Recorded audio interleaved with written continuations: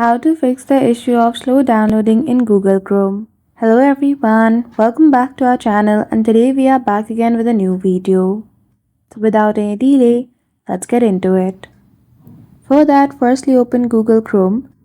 Click on the three dots at the top right corner. Scroll all the way down and go to Settings. Once you are in the setting of web browser, simply go to Privacy and Security from the left hand side menu. Again scroll below and go to Security. Scroll all the way down and there you will see the option of DNS provider.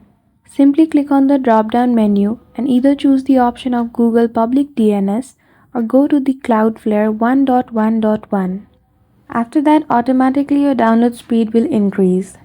After that, the next step is to go to a new tab and search for chrome./flag. Simply click on it.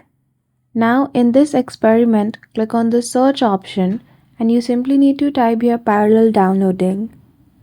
Once you do, click on the default drop-down option and choose the option of enabled. Relaunch your page to enable this setting and then you're good to go. So that's it. I hope you found this video helpful. If you did, don't forget to give it a thumbs up and subscribe to our channel for such tutorial. Thank you for watching till the end.